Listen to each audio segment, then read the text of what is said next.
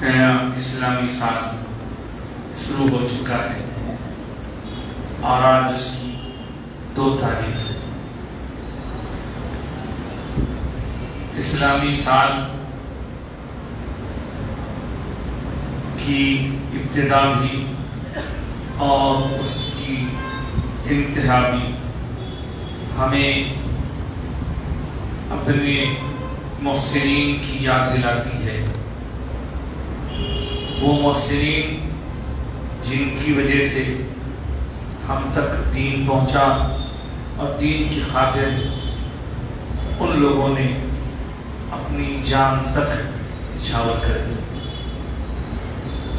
محرم کا مہینہ شروع ہونے سے پہلے ذی الحج کے آخری ایام میں ایک عظیم شخصیت سن 23 ہجری میں، ابھی یہ 1444 چل رہا ہے، 23 ہجری میں حملے میں زخمی ہوتی ہیں اور اس کے بعد پھر 2-3 دن زخمی رہنے کے بعد ایک روایت کے مطابق جب ان کی آخری سانسیں ہوتی ہیں تو نیا سال شروع ہوتا ہے۔ جی ہاں، وہ عظیم شخصیت خلیفہ دوم حضرت سیدنا عمر فاروق رضی اللہ تعالیٰ عنہ کی ہے، کہ جن کی شان اور عظمت کو بیان کرنا ہر زمانے کے لوگوں کا طریقہ رہا ہے، اس لیے کہ یہ ہمارے ایسے محسن ہیں جن کی شخصیت اللہ اور اس کے رسول کے پاس اتنی پسندیدہ ہے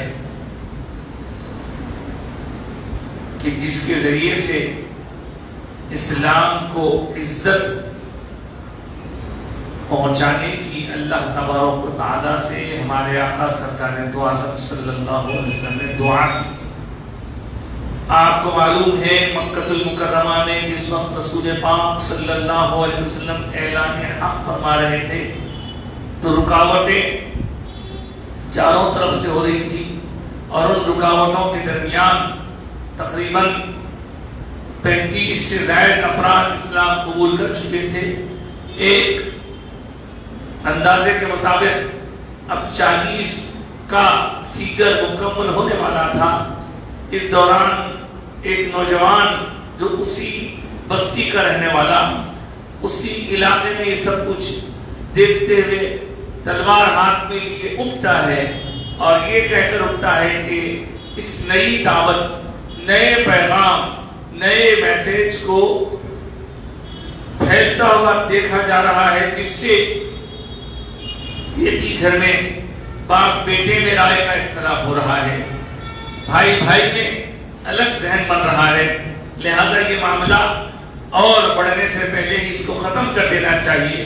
تلوار لیے وہ نوجوان نکلتا ہے اور اس کی اپنی سمجھ کے مطابق اس وقت اس نئی دعوت کی جو مرکزی شخصیت ہے حضور ہمارے آقا حضرت محمد مصطفیٰ صلی اللہ علیہ وسلم، حضور ہی کی حیات پاک کا چراغ گل کرنے کے ارادے سے نکلے ہوئے اس نوجوان نے جب غصے کے اظہار کے ساتھ اس راستے پر اپنے آپ کو چلا دیا جو راستہ حضور کی موجودگی تک پہنچتا تھا، تو راستے میں کسی نے کہہ دیا کہ کہاں جا رہے ہو؟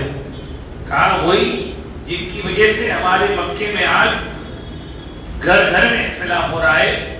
اب 30 پر 9 لوگ ان کی بات کو مان چکے ہیں، لہذا میں چاہتا ہوں کہ اب 40واں ہونے نہ دوں، 40واں ہونے سے پہلے ہی ان کا چراغ گل کر دوں گا۔ اس ارادے کے ساتھ نوجوان آگے بڑھ رہا ہے۔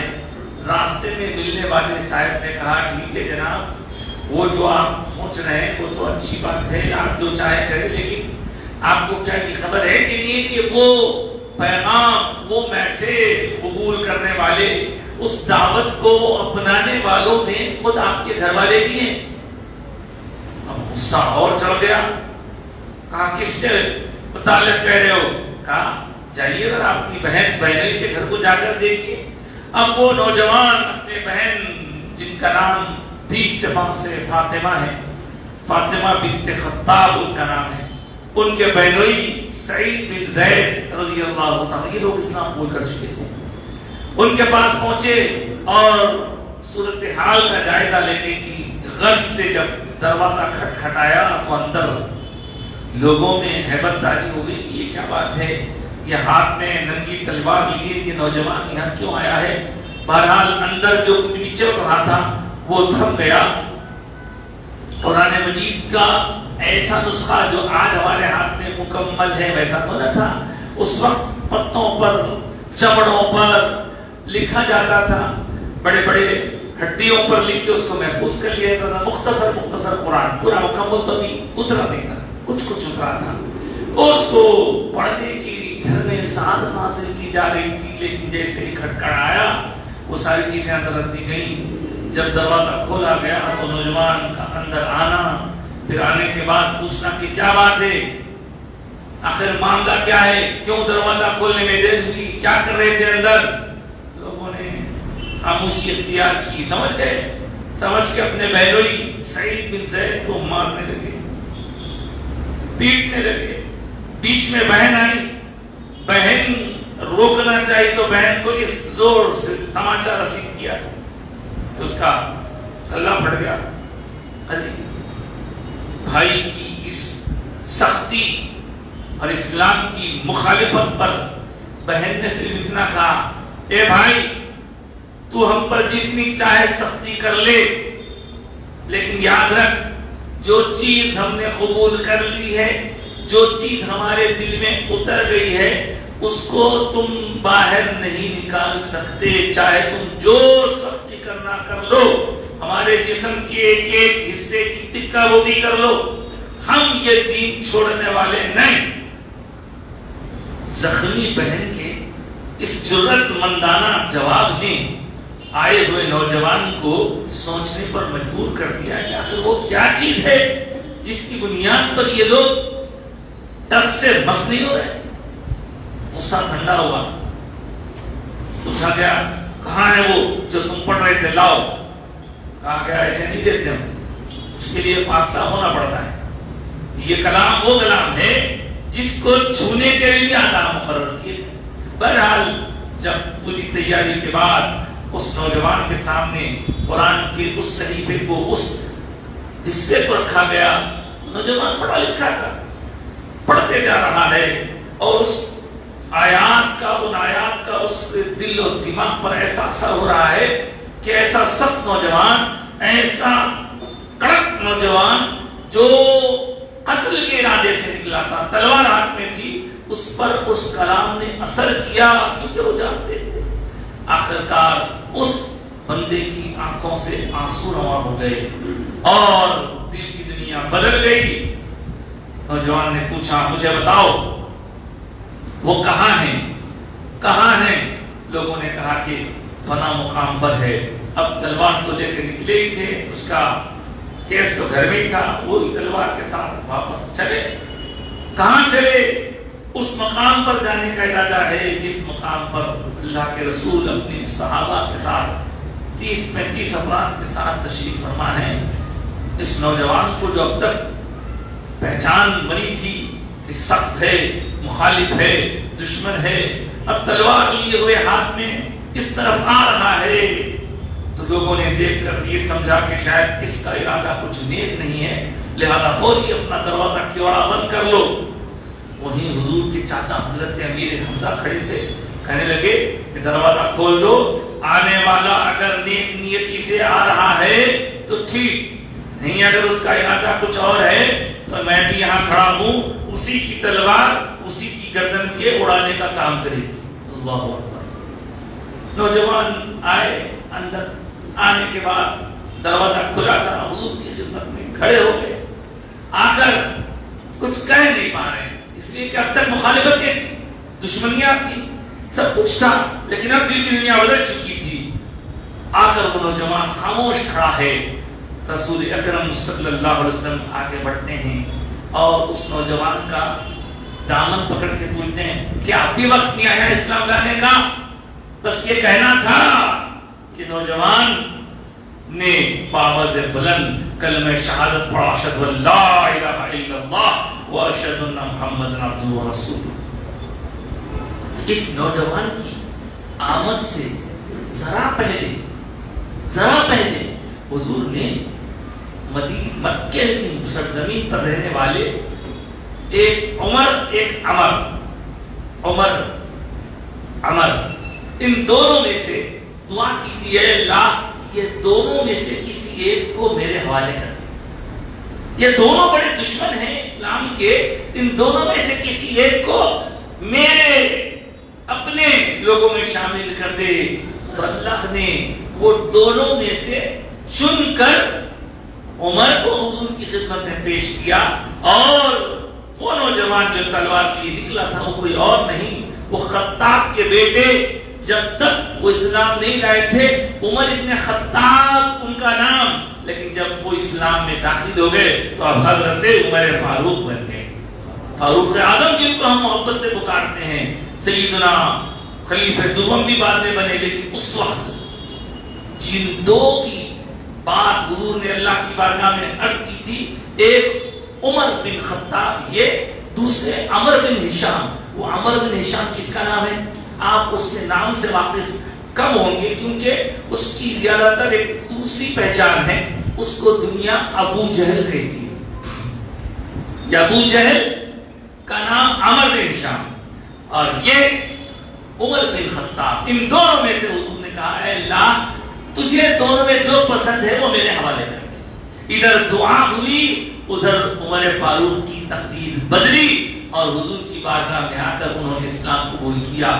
جس دن سے حضرت عمر نے اسلام میں اپنے آپ کو شامل کیا، اس دن سے اسلام کی ترقی کا آغاز ہوتا گیا، اور پھر دیکھتے ہی دیکھتے آپ دنیا جانتی ہے، تفصیلات کو سنانے کا فی الحال وقت نہیں، لیکن جس وقت حضرت عمر نے اسلام میں داخلہ لیا تو اس وقت موجود سارے لوگوں نے اس بلند آواز کے ساتھ تکبیر بلند کی کہ سارے مکے میں فضا گونج اٹھی، کیا بات ہے، کیا ہوا، آخر کیا اہم معاملہ ہوا کہ یہ چند مٹھی پر 35-40 کے قریب مسلمان نعرے تکبیر بلند کر رہے ہیں۔ دوسرے ہی دن پتہ چل گیا کہ وہ عمر جو خطاب کے بیٹے ہیں، وہ عمر جن کو اب تک دنیا مخالف سمجھتی تھی، لیکن اب اس عمر کو نبی پاک کے دامن میں پناہ مل گئی، وہ نبی پاک کے غلاموں میں شامل ہو گئے ہیں۔ حضرت عمر فاروق رضی اللہ تعالیٰ عنہ نے اس کے بعد کیا حضور ہم حق میں ہیں؟ بے شک حق میں ہیں، تو ہم چھپ کے کیوں نماز پڑھیں؟ کھل کے نماز پڑھیں۔ نماز کھل کے پڑھنے لگے۔ مکے کے تنگ حالات کے دوران حضرت عمر فاروق کی ایک بات ہو تو، دو بات ہو تو، 3 باتیں ہوں، 4 باتیں ہوں، تو اس کو بنیاد بنا کر بیان کیا جائے۔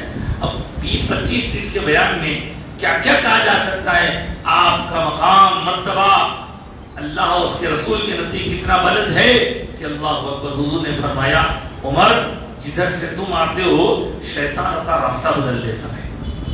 عمر رضی اللہ تعالیٰ عنہ کے بارے میں فرمایا کہ عمر کی رائے اتنی مضبوط ہے کہ ان کی رائے کی تائید کرتے ہوئے اللہ پاک قرآن مجید کی آیتیں نازل فرماتا ہے۔ عمر فاروق وہ ہیں جن کے بارے میں فرمایا کہ اگر میرے بعد کوئی نبی ہوتا تو عمر ہوتے رضی اللہ تعالیٰ، لیکن میرے بعد کوئی نبی نہیں، میں آخری نبی ہوں۔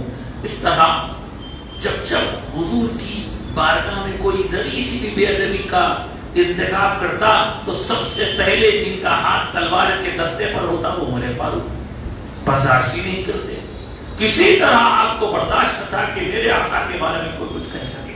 حضرت عمر فاروق کی حیات پاک کو اگر ہم دیکھیں تو اس کے الگ الگ حصے ہیں۔ ایک وہ حصہ جو اب تک اسلام لانے سے پہلے کا، چلیے وہ تو ہو گیا۔ اس کا دوسرا حصہ حضور کی غلامی میں آنے کے بعد مکے کی سرزمین پر حالات تنگ ہیں، مشکلات ہیں، اس کے باوجود بڑی ہمت، بڑا حوصلہ، بڑی شجاعت اور بہادری۔ جب مکے سے مدینہ ہجرت کرنے کی بات آئی تو اس وقت مکے والوں نے سب کو ڈرایا، کون جانے دیکھیں گے، ڈرا دھمکا کے روکنا چاہے، لیکن یہ عمر فاروق ہی تھے جنہوں نے بآواز بلند لوگوں کے سامنے کہا اگر کسی کی ہمت ہے تو آئے وہ راستہ روکے. کوئی اگر اپنی اولاد کو یتیم بنانا چاہتا ہے، اپنی بیوی کو بیوہ بنانا چاہتا ہے، اپنی ماں کی گود کو سونی کرنا چاہتا ہے، آئے میرا راستہ روکے. سب کے سامنے کھلم کھلا ہجرت کی عمر.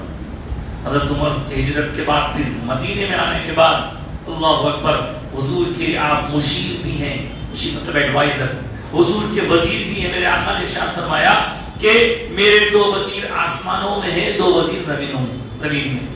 آسمانوں میں جو 2 وزیر، حدیث پاک کی ترمذی شریف کی، آسمان میں جو 2 وزیر ہیں، ایک وزیر جبریل ہیں، دوسرے وزیر میکائیل ہیں. اور فرمایا زمین میں جو 2 وزیر ہیں، ایک وزیر کا نام ابو بکر ہے تو دوسرے کا نام عمر ہے رضی اللہ تعالیٰ عنہ. تو اس طرح میرے آقا نے اپنے اس عمر کو اتنا پیار، اتنا چاہا، اور حضرت عمر بھی سرکار پر مارے نیارے اللہ اللہ اللہ، اور سرکار ہر مرحلے پر حضرت ابو بکر سے بھی مشورہ لیتے. حضرت عمر بھی آپ کے خاص مشیروں میں. بہت سے واقعات آپ کے سامنے اگر رکھوں تو وقت کافی ہوگا، لیکن اتنا عرض کرنا ہے کہ حضور نے جو دعا کی تھی کہ عمر سے عزت ملے، تو کیسے عزت ملی؟ اللہ اکبر، حضور کی مثال مبارک تک تو حضرت عمر مشیر بنے رہے، وزیر بنے رہے. پھر حضرت ابو بکر صدیق پہلے خلیفہ ہوئے. ان کا تو 2 مہینے 2 سال 3 مہینے کا جو پیریڈ ہے، اس میں بھی برابر آپ اپنے کردار اور اپنا رول نبھاتے رہے اسلام کی خدمت کا. اس کے بعد پھر حضرت ابو بکر صدیق رضی اللہ تعالیٰ عنہ کی وفات شریف کے بعد آپ خلیفہ بنتے ہیں. تو یہ آپ کی زندگی کا ایک ایسا انوکھا حصہ ہے.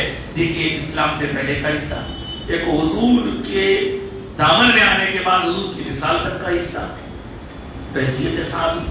پھر حضور کے مثال سے حضرت ابو بکر صدیق کے دور خلافت کا حصہ، چھوٹا سا حصہ، اس میں بھی بڑی آپ کی کارنامے ہیں. قرآن مجید کو کئی لوگ زبانی یاد کیے ہوئے تھے، ابھی لکھی ہوئی شکل میں نہیں تھا. ایک جنگ ایسی ہوئی جس جنگ میں بہت سارے حفاظ کرام جو قرآن یاد تھا وہ شہید ہو گئے. حضرت عمر کو فکر ہوئی کہ اگر ایسے لوگ شہید ہوتے جائیں گے تو ہمارے درپاس جو قرآن ہے وہ لکھا ہوا تو نہیں، ایک جگہ تو کوئی لکھا ہوا نہیں ہے، الگ الگ تھوڑا تھوڑا لکھا ہوا ہے. حضرت ابو بکر صدیق سے عرض کیا آپ وہی کام کیجیے، دیکھیے قرآن کو ایک جگہ لکھائیے. زبانیات جن کو تھا وہ چلے گئے، اب وہ جو جا رہے ہیں ایسا اٹھتے اٹھتے حافظ لوگ جاتے جائیں گے تو پھر لکھا ہوا بس ہوگا نہیں. تو حضرت عمر کے کہنے پر یہ کام شروع ہوا اور لکھی کی شکل میں قرآن محفوظ ہوا. حضرت ابو بکر صدیق کا تو دور بالکل مختصر 2 سال 3 مہینے، لیکن اس کے بعد حضرت عمر کا جو دور ہے، حضور کی دعا کا اثر دیکھیے کہ حضور کی دعا کا اثر حضرت عمر کی خلافت کے دور میں اسلام تیزی سے پھیلتے گیا. اسلامی سرحدیں بلند ہوتی گئیں، دور ہوتی گئیں، دور ہوتی گئیں، اتنا پھیلی اللہ اللہ اللہ. ایران بھی اسلام کے زیر نہیں آ گیا. رشیا کی بہت ساری سلطنتیں جو زمانے بہت ساری آج ہم کو ریاستیں لگ رہا وہ، اور ادھر مصر، ادھر شام، سب کچھ اسلام کے زیر نہیں آ گیا. یہ حضرت عمر فاروق رضی اللہ تعالیٰ عنہ کے. اچھا، پھر آپ کی خلافت کا جو دور ہے وہ 10 سال پر مشتمل ہے. سب سے زیادہ دور تو حضرت عثمان کا ہے، لیکن آپ کے خلافت کا دور 10 سال کچھ مہینے ہیں. لیکن اس 10 سال میں اتنا ترقی کیا اسلام نے، اور پھر آپ خلیفہ رسول بن کر اتنی سادگی کی زندگی گزارتے. آپ کا عدل، آپ کا انصاف، آپ کی ہیبت، شریعت پر عمل کے سلسلے میں آپ کا نظم و نسق، یہ تو یقیناً ایک اہم بات ہے. لیکن اس کے ساتھ ساتھ آپ سے عرض کروں، آپ نے ہی دنیا کو کس طرح حکومت کی جاتی ہے سکھایا. اور بتایا سرکار کی تربیت نے، سرکار کی نظر نے عمر فاروق کو وہ باکمال شخصیتوں میں شامل کیا کہ آپ دیکھتے ہیں کہ ایڈمنسٹریشن کے جتنے بھی بڑے بڑے کام ہیں وہ سب دنیا نے حضرت عمر سے سیکھی. پولیس نہیں تھی، جیل نہیں تھی، فوج کا نظم نہیں تھا. یہ سینسس جو آج کی دنیا میں لوگوں کو گننے، رائے شماری کرنے کا جتنا بھی ہم دیکھتے ہیں، یہ سب کچھ حضرت عمر کے زمانے میں شروع کیا گیا. جیلیں آپ نے بنوائی، آپ نے باقاعدہ نظام بنایا، اور فائنانس کا جو ایک بہترین محکمہ ہوتا ہے جس کے ذریعے سے حکومت چلتی ہے، وہ سب کچھ آپ کی دے دی. اسی لیے میں بار بار کہتا ہوں کہ جب بھارت ہمارا آزاد ہوا تھا تو یہاں جو سب لوگ جن کو مہاتما گاندھی جی کہتے ہیں, انہوں نے کہا تھا کہ میں اب حکومت کرنے والوں کو مثال دینا چاہوں تو کسی ان کی مثال نہیں دے سکتا, اپنے مذہب اپنے دھرم کے لوگوں کی طرف اشارہ تھا, ان کے جیسا راج کرو. اب میں اس بات پر مجبور ہوں کہ اب جو حکمرانی کریں گے انہیں چاہیے کہ وہ اپنا ماڈل ابو بکر و عمر کو بنا کر حکمرانی کرے. جادو وہ جو سمجھ کے ہوئی. حضرت عمر فاروق رضی اللہ تعالیٰ عنہ اشداء الکفار کی پہچان تو رکھتے ہیں, لیکن حضرت ابوبکر صدیق نے ایک موقع پر فرمایا تھا کہ جب ذمہ داری پڑتی ہے تو طبیعت میں ٹھہراؤ آ جاتا ہے. یہی کچھ ہوا حضرت عمر فاروق کے زمانے میں. اللہ اکبر, کیسے کیسے شریعت کے احکام پر عمل آوری. اب ایسا ہے ساری امت اس بات پر متفق ہے کہ سرکار فاروق اعظم کی خدمات بڑی عظیم ہیں, لیکن کبھی کبھی کچھ ایسے باتیں بھی ہمارے ذہنوں میں آ جاتی ہیں کہ صاحب تراویح کے بارے میں عمر کو نہیں مانتے, وہ فلاں مسئلے کے بارے میں عمر کو نہیں مانتے, اس میں عمر کو نہیں مانتے. تو یہ تو بات بڑی عجیب و غریب ہے. خیر, یہ ایک الگ مسئلہ ہے. حضرت عمر فاروق رضی اللہ تعالیٰ عنہ جب شہید ہوئے تو کیسے شہید ہوئے؟ آپ کو فجر کی نماز میں ذی الحج کے مہینے کے 25 یا 26 تاریخ کو آپ پر حملہ کیا گیا. جب حملہ ہوا تو نماز پڑھا رہے تھے آپ, حالت نماز میں حملہ ہوا اور آپ نے اسی وقت اپنے ساتھی حضرت عبد الرحمن بن عوف کو مصلی پہ کھڑا کیا اور بازو تڑپتے رہے. نماز مکمل ہونے کے بعد حضرت عمر کو لوگ لے کے سمجھے تھوڑا زخمی ہوئے, لیکن زخم زیادہ تھا. آپ نے پہلے پوچھا کہ مجھے مارنے والا کون ہے؟ بتلایا گیا کہ ایک مجوسی آگ پرست آگ کی پوجا کرنے والا ایک غلام ہے ابو لولو فیروز. جیسے ہی آپ نے سنا ہے غیر مسلم ہے تو آپ نے کہا الحمدللہ. لوگوں نے پوچھا کہ آپ اتنی تکلیف میں ہیں, اس وقت شکر اس بات کا ادا کر رہے ہیں. کہنے لگے کہ میں اللہ کا اس بات پر شکر ادا کر رہا ہوں کہ مجھ سے کوئی مسلمان ناراض نہیں, مجھ پر حملہ ہوا ہے تو ایک غیر نے حملہ کیا ہے. دوستو, اسلام کا سنہرا دور, اسلام کی ترقی, اسلام کے عروج کا سنہرا دور فاروق اعظم کی خلافت کا دور ہے, اور اس میں حضرت مولائے کائنات بھی پوری طرح سپورٹ کر رہے ہیں. اور حضرت علی کے بارے میں سرکار کے ارشادات میں ارشاد کیے کہ بہترین فیصلہ کرنے والے. تو حضرت عمر کو جب کبھی کسی مسئلے میں کوئی ایسی بات ہوتی کہ جو اور کسی سے مشورہ کرنا ہوتا تو مولا علی کو بلاتے, مولا علی سے پوچھتے علی اس میں کیا ہے. حضرت علی نے ایک نہیں کئی موقعوں پر حضرت عمر سے کہا کہ اس میں ایسا تھا, ایسا ہونا چاہیے, ایسا ہے. جب حضرت عمر کو اندازہ ہوا کہ علی کی موجودگی سے کتنے لوگ سزا سے بچ رہے ہیں اور کتنے لوگوں کو صحیح فیصلہ ہو رہا ہے, تو حضرت عمر نے کہا لولا علی لہلک عمر, اگر علی نہ ہوتے تو عمر ہلاک ہو گیا. مطلب کتنی محبت کی آپس میں. اس بات کو سمجھنے کی موجودہ دور میں ضرورت ہے. اگر کچھ لوگ صحابہ اور سرکار کے گھر والوں کے درمیان لڑائی جھگڑوں کی باتیں کرتے ہیں تو یہ بالکل بات کی بات ہے, وہ بھی تھوڑے سالوں کے لیے تھا, لیکن اہل سنت والجماعت کا یہ طریقہ, یہ عقیدہ اور یہ ماننا ہے کہ صحابہ اور اہل بیت دونوں حضور کے پیارے ہیں اور دونوں کے درمیان بڑے ہی خوشگوار محبت بھرے تعلقات تھے. اس پر پھر کبھی عرض کروں گا. آج کی گفتگو یہیں روکتے ہوئے دعا کرتا ہوں کہ اللہ تعالیٰ ہمیں حضرت عمر فاروق رضی اللہ تعالیٰ عنہ اور دیگر تمام صحابہ کرام کی عظمتوں کو سمجھنے اور حضور کی نظر کرم سے ان کی جو شان ہے اس کو بیان کرنے, اس کو ماننے کی توفیق عطا فرمائے. اور جیسے اس زمانے میں اسلام کا بول بالا ہوا تھا مولا, موجودہ دور میں جب کہ چاروں طرف سے اہل ایمان کو گھیرا جا رہا ہے, ہم یہی دعا کریں گے کہ مولا اسلام کا بول بالا کر دے اور کفر کا منہ کالا کر دے, دشمنان اسلام کو کمزور کر دے اور اہل ایمان کو متحد فرما دے. ہمیں ظاہراً باطناً مضبوطی عطا فرما, ایمان میں, جان میں, اور مولا تعالیٰ ہمارے ایمان میں مضبوطی عطا فرما کر ہماری نسلوں کی حفاظت فرما، آمین یا رب العالمین۔ وآخر دعوانا ان الحمد للہ۔